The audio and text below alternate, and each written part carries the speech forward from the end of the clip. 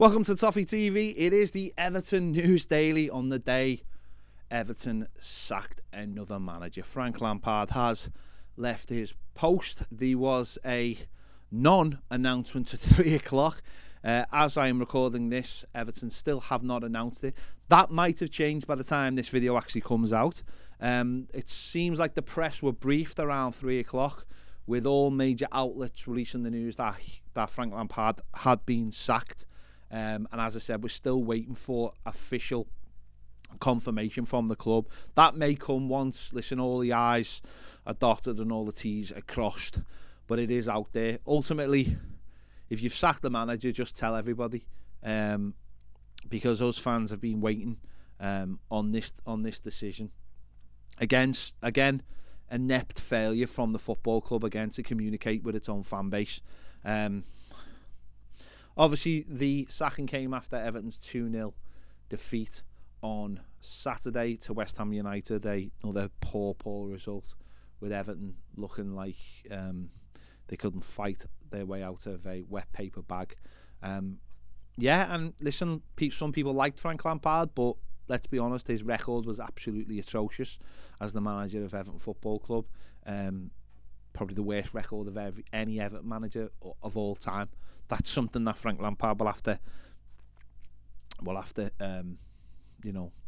hold for a very long time. Hopefully it is a very, very long time that he holds that record. And now it will all be down to, all the talk will be down to who replaces him. The early favourites are Marcelo Bielsa and Sean Dyche. Bielsa apparently has been spoken to by Farhad Moshiri, but it's not clear whether that would have the full weight of the board behind it in Kevin Felwell. The club now apparently are taking a more collegiate approach to making decisions. Farhad Moshiri said himself after the game on Saturday that it wasn't his decision to sack Frank Lampard. So it must be a board or Kevin Felwell's decision, and therefore I imagine that will go into replacing him as well. It did come out last night that Sean Dyche was not on the list to succeed Frank Lampard, but he is definitely one of the bookies' favourites to come in. It does make sense when you put everything together, trying to keep Everton in the Premier League, but we'll have to wait and see. Wayne Rooney has apparently been contacted by the club to see how interested he is. The same happened 12 months ago. He was in a job then, he's in a job now. Again, how much would he look at the situation and think I can do something with that? And that will obviously play a big role and a big part whether Everton would bring him in. Obviously, last year probably a lot easier. He was only in Derby. This time he's over in America at DC United, and things. If they're going to give him the job, then maybe if they just offered him the job, he would take it. But obviously, going through the whole interview process while he's over there and he's managing a club in MLS that are still in pre-season would seem to be a little bit maybe too far. We'll have to wait and see. All these names are going to come out in the next few days. It doesn't matter what name you throw out to fans in general. Most fans can't agree on who they want and don't really know who they want themselves. It's a situation we were in last year till the club themselves got it basically down to two names, and we were basically put into a situation of Sophie's choice where neither candidate were great, and we ended up with Frank Lampard, and we might be in that situation again, but we'll have to wait and see. And there's going to be a lot of fallout, and there's going to be a lot of chat, and there's got to be a lot of things said, I imagine, in the next few days about the situation. We heard earlier on today that Abdoulaye Doucouré had fallen out with Frank Lampard after a dressing room bust-up after the Southampton game, and that's why he was not involved on Saturday. This is a player, again, who probably wanted to leave Everton for a while and has not been allowed to. Michael Keane is in the same boat as well. He was not part of the squad. He's another player who wants to leave Everton. He's not been allowed to leave Everton.